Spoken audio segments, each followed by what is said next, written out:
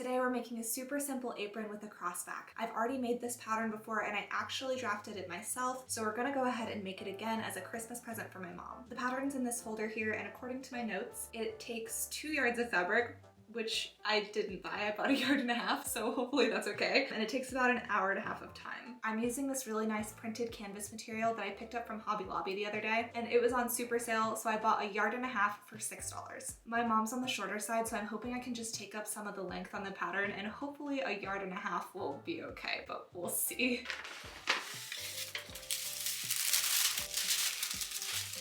So this is what the paper pattern looks like. It's literally just one big piece that attaches at the shoulders. When I drafted the pattern, I just flat patterned it on a piece of paper, and then I cut it up and I put it over my mannequin with pins in it to make sure that it fit the way that I wanted it to. I didn't even make a toile with fabric, but it worked out and it was totally okay. There are lots of patterns out there with this specific style, so it wouldn't be too hard to find if you wanted to purchase one, but it's also really easy to draft yourself. It's basically just a big box with a cutout for your neck, as well as 2 extended side pieces that do a crisscross in the back and attach at the shoulders. So before you go out and purchase a pattern, I'd recommend trying to draft it yourself on paper and then pinning it at the shoulders to see if you like it. I'm gonna take the paper pattern and put it on my mannequin so that you can get a visualization of what the pattern looks like if you're gonna draft it on your own. You have to be careful when doing this because obviously paper patterns are terrible. Get it? Terrible.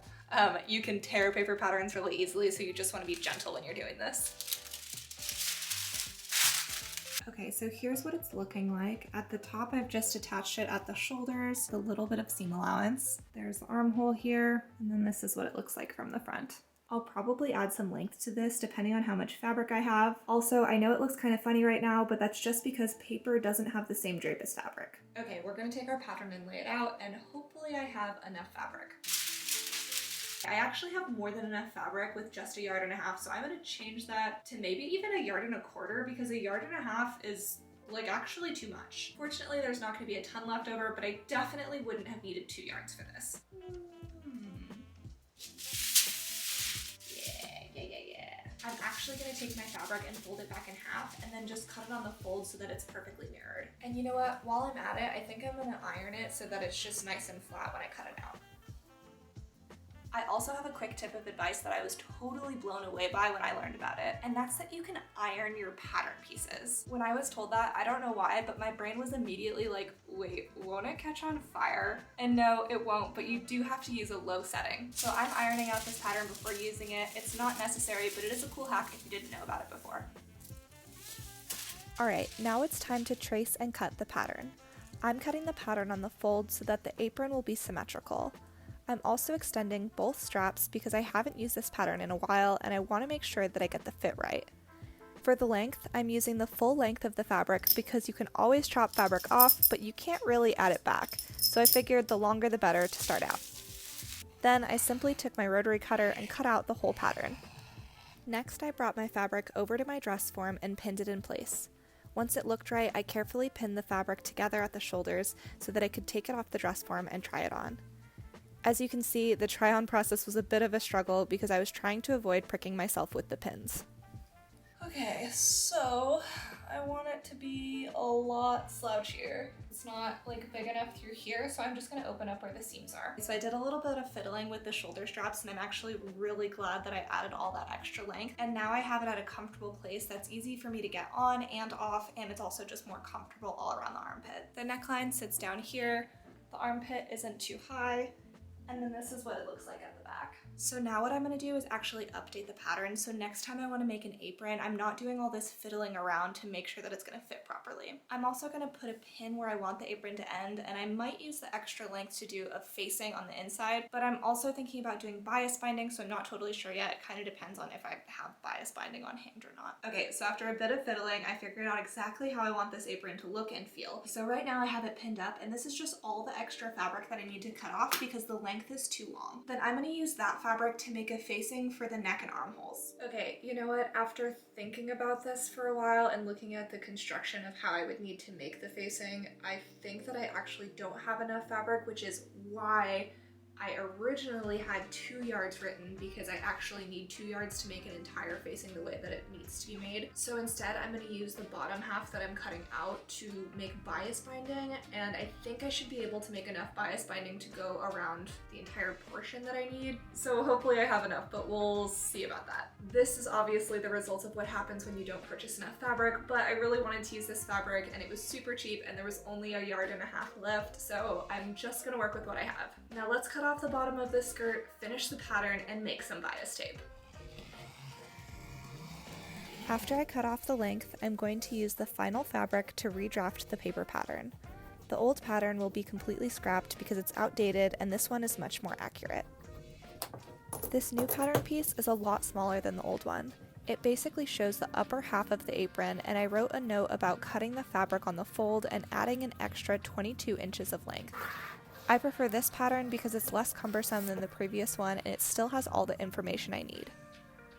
So we're about to make bias tape, and if you don't know what bias tape is, it's basically a sliver of fabric that's cut in such a way so that there's some stretch in it. This allows you to make a really clean finish around edges that are curved. Now this fabric that I'm using doesn't have stretch in it if you pull it from side to side. But you see how when I take opposite corners and I pull on it, there is some stretch in it? That's what we call the bias, and it's a 45-degree angle from the edge of the fabric. So what we're gonna do is we're gonna cut out a ton of diagonal strips on the bias. That way we have some stretchy fabric to go around the entire outside of our garment. This is the bias tape maker that I'm gonna use, and this is the length of the fabric that I need. Basically, you're gonna push the edge of the fabric through the tape maker, and then when it comes out the other end, it's folded. We'll end up ironing the fabric as we pull it, and this is what makes the bias tape.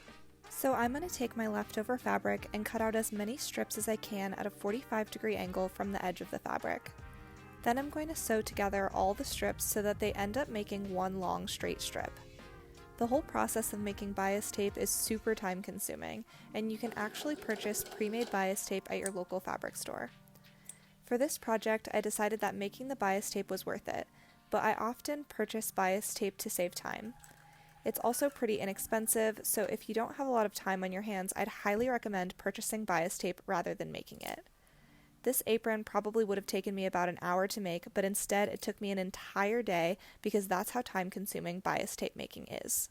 Okay, that took forever, but look at how much I have. It's so much. I have no idea if it's gonna be long enough, but I guess we're gonna find out. Now it's time to iron. First, I'm going to iron open all of the seam allowances. Then I'm going to take the strip of fabric, put it through the bias tape maker, and iron it in place. Once that's done, I'm going to iron the fabric in half so that the raw edges are completely hidden on the inside of the fabric.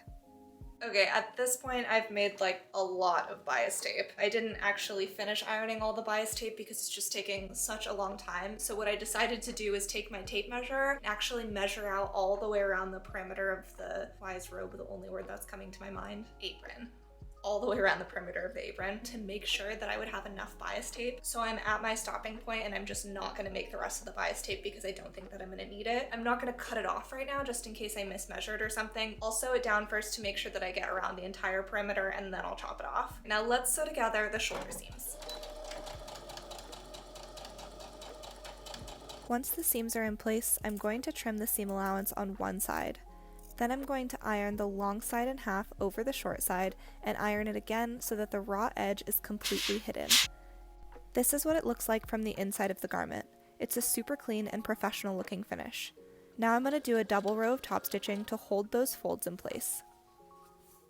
It's finally time to use the bias binding, and I'm going to show you exactly how. When the binding is folded, it looks like this, but we're going to open it all the way up. Then with right sides of the bias facing the right side of the fabric, we're going to match up the edge of the fabric with the edge of the bias binding. I'm going to start from one of the bottom corners, and this is what it looks like from the front side, and this is what it looks like from the back side. We're going to stitch this down right in that first crease that we made with the iron, and we're going to do that around all of the raw edges of the apron. Because the bias tape is so long, I'm going to leave it on the ground and I'm going to maneuver it as I go, rather than pinning everything in place before sewing it. I personally found that it's pretty easy to manage that way, but if you're also doing this, you can do whatever works best for you.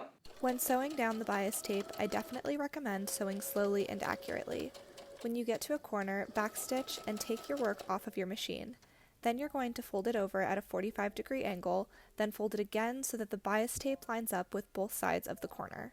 Then you can put your work back under your sewing machine and begin sewing again until you've sewn all the way around the edge of the fabric.